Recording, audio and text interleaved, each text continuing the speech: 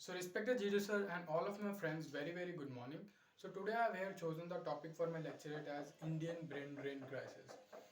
So in my lecturette I would like to divide it into four basic parts. In the first part I would be talking about what is brain drain. Second, I would be talking about what are the major reasons for it to happen. Thereafter I would be talking about specifically about the Indian brain drain crisis, and at the end conclusion how we can stop it. So starting from the first point, what is actually the brain drain? So many people usually confuse brain drain with the term brainwash. So brainwash is actually something in which a person is manipulated by some extremist people for various purpose. But if we talk about brain drain, so it is actually totally different. So brain drain is basically loss of human capital or the migration of highly skilled, talented and educated population or the educated minds from developing countries to the developed world. And if I further move towards what are the major reasons for it to happen, so there possibly there are thousands of reasons for a person to migrate into another country. But if I talk about some major reasons, so it is because of lack of growth opportunities, lack of employment opportunities, and there are not much financially attractive jobs, and there might be security concerns and gender equality issues and health concerns, poor infrastructure, and there are various things like political instability is one of the issues as well.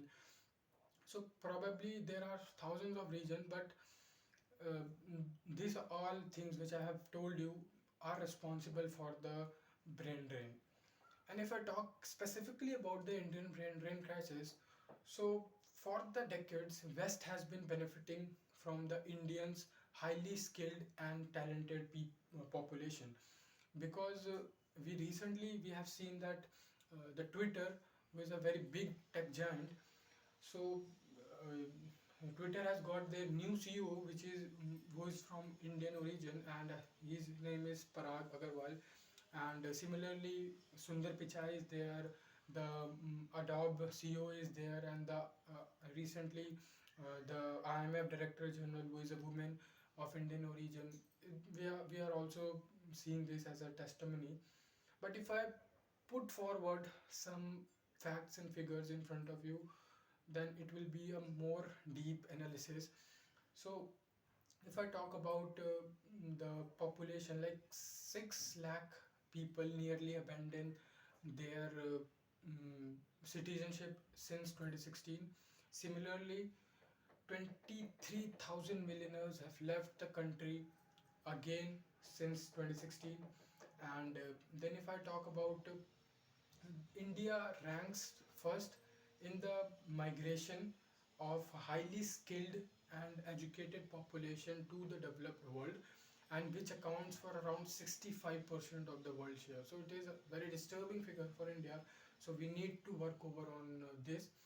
So by this note, if I like to come on the conclusion, so basically in the conclusion, if we want to end the non-resident Indian to becoming non-returning Indians, we need to improve our own infrastructure, educational institutions.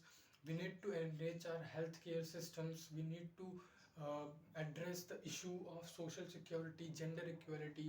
We need to give better employment opportunities and financially attractive jobs to our youth, who can really be focused on their work and who can really be paid for their work. So these all are basic things on which we need to work on to stop this crisis in actually. Thank you very much and Jai Hind.